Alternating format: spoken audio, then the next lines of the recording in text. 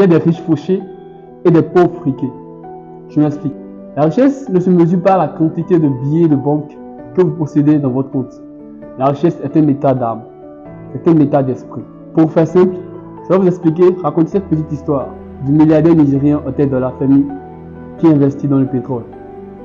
Il y a cela quelques années en arrière, il a acheté des barils de pétrole à la hausse, à environ $500 le baril.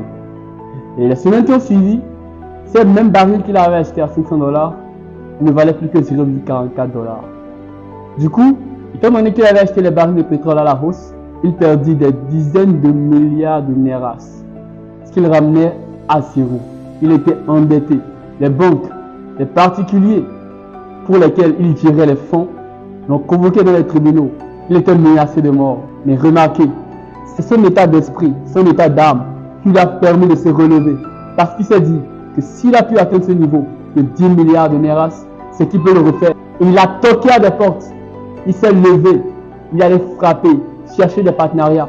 Il a réinvesti. Il a acheté à la baisse ces barils qui ne coûtaient que $0,44. Et les mois qui ont suivi, autant de là qui étaient endettés, menacés de mort, convoqués devant les tribunaux par les banques, il a obtenu 2 fois plus que ces milliards qu'il avait perdus. Mais le pauvre, dès qu'il a un problème, un petit souci, des loyers impayés qui ne valent peut-être que $300, il va penser à se suicider. Sa meuf le largue parce qu'il est fauché. Il va penser à se suicider, à se donner la mort.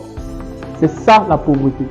Dès qu'on le convoque au tribunal pour $1000, tout ce qui vient dans son esprit, c'est comment se donner la mort. C'est ça la différence entre les riches et les pauvres. Le riche contrôle son esprit, alors que le pauvre est contrôlé par son esprit.